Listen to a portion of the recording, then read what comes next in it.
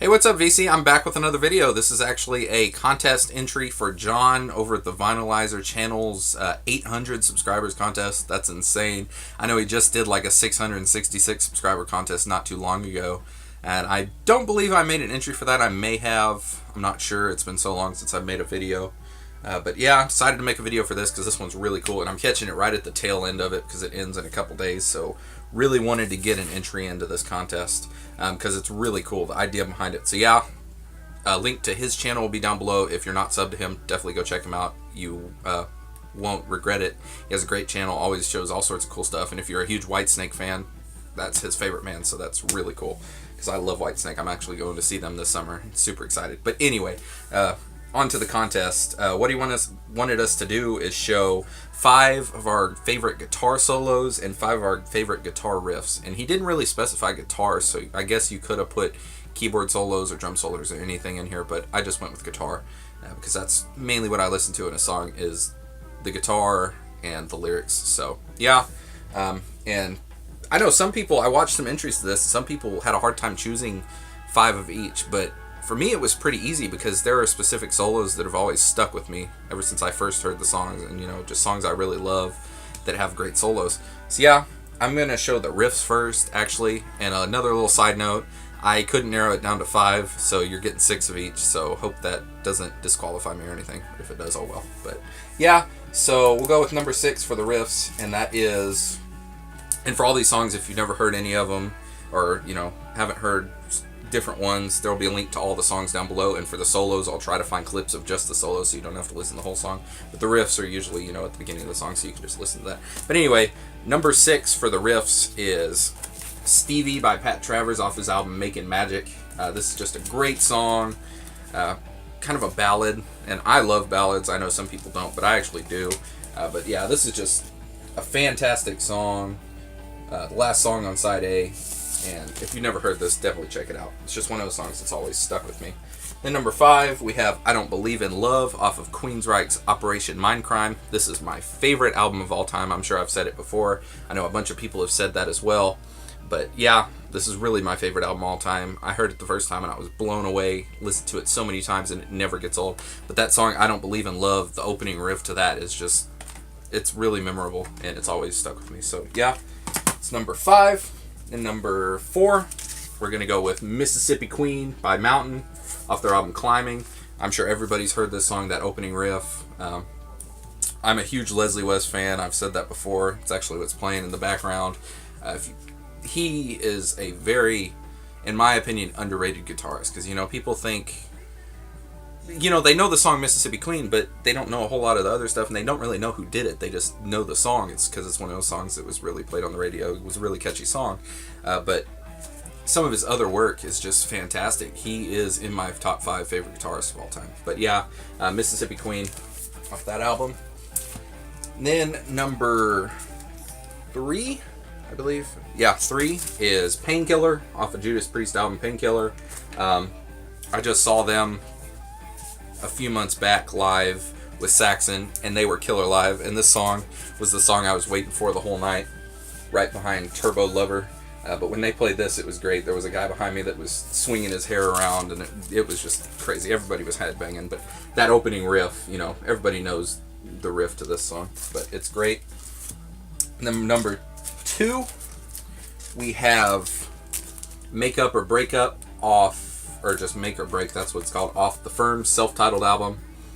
This is another kind of underrated thing not many people know about. I mean, people do know about it, but not as many as people should.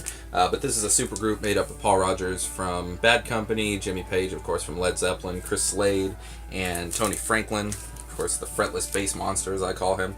I just love his bass sound, and this album's fantastic. But that song, Make or Break, it's just got a really catchy riff to it, so that's why it's number 2. The number 1 is Highway Song by Blackfoot off their album Strikes. It's a fantastic song, and the opening guitar part to this is fantastic. Ricky Medlock's another one of my favorite guitarists, very underrated in my opinion. But yeah, that is a great song. And now we will get on to the solos. These are, like I said, solos that just really stuck out to me. And number 6, this is a solo that most people will know it is Comfortably Numb off of Pink Floyd's The Wall. Not much to show there because it's just a blank cover, but you know this album cover, and you know that song, and the solo is iconic. You know, David Gilmour is such a great guitarist, and that song in particular just really shows how great of a guitarist he was, and still is. And then we will go with number 5 off of Gamma 1, and it is the song, I have it written down here, Wish I Was. There's so many great songs on here, but that's the one that has a really catchy riff to it, and it's just a really good song. And Gamma, another underrated band. Ronnie Montrose, a really underrated guitarist, because, you know, people know who he is, but they know him from, you know, the Montrose stuff, not much else. But Gamma is one of my favorite bands. So yeah, that's a great song. And then number 4, we have the solo to Father Time off of Richie Sambora's album Stranger in This Town. It's a fantastic album. You know, I've said it before, I'm not a huge Bon Jovi fan. The only reason I really listen to him is for Richie Sambora's guitar work, because he's a fantastic guitarist. I've never been a big fan of Bon Jovi's voice. I know, hate on me all you want, but I just never really liked it. But this album, I remember listening to this as a kid with my dad in his truck, and just always loving it, and still love it. Listen to it all the time. But the song Father Time is great, and the solo in there is just one I really want to learn on guitar, so maybe I will someday. Then number 3, we have This Time off of Y&T's In Rock We Trust. That's just a song that's always stuck with me.